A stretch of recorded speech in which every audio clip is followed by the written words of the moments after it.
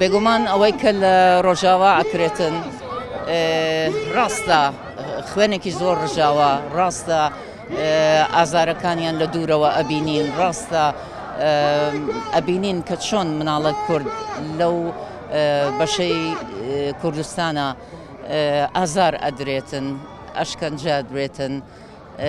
ئیمڕۆ کە لێرە کۆبووینەتەوە بۆ ئەوەیە کە هاودەنگی و یەکبوونی خۆمان دووبارە و سێبارە و سەد بارە بۆ هەموو پارچەکانی کوردستان و بە تایبەتیش بۆ ڕۆژاوا بسەلمێنین. ئێستا کاتی ئەوەیە کە هەموو هەر چوار پارچەی کوردستان یەک بگرنەوە، بەسیەتی ئیتر ئەم پارچەیە. ئەم نەهامەتی و ناخۆشی و ئازاری ڕۆژاوا دەری خستکە گەلی کوردیەکە.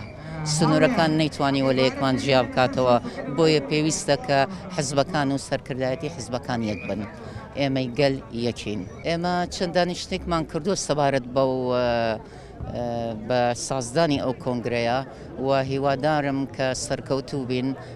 من ئیمانم بەوەیە کە ژنان کاتێک کە بڕیاریان نەیە بڕیارێکی خۆیان جێبەجێکەن. ئێستا هەلێکە و ڕەخساوە، هەلێکە و هاتۆتە پێشەوە. ئەگەر ئەوان نەتوانن لە ڕۆژگارێکی ئاوا سەختە یەک بگرنەوە، من بڕوانیم کە لە کاتی ترا یەک بگرن.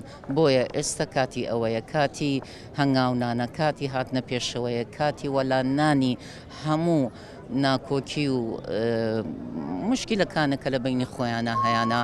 ئەمڕۆ ڕۆژی یەکگرتنە، ئەمڕۆ ڕۆژی پشتیوانیکردنە لە ڕۆژئاوا و هەر چوار پارچەی کوردستان. بێگومان ژنان توانیان، یعنی ژنان زۆر بە دڵێکی گەورە و دڵێکی پڕ لە خۆشەویستی و هاتوونەتە پێشەوە و ئەمە شتێک نییە کە ئێمە بتوانین بە یەک دوو کۆبوونەوە کۆتایی پێبینین و بڕیاری لێبیین، بەڵکو کارێکی زۆری ئەوێتن. ئێمە هەنگاوێکە ناومانە، هیوادارم کە ئەو هەنگاوانە بەردەوام بێت و ئەو خانمانە هەر یەکەی لە لای خۆیەوە پەیوەندی خۆی بکات و بتوانین ئەو سەرکەوتنە بەدەستێنین.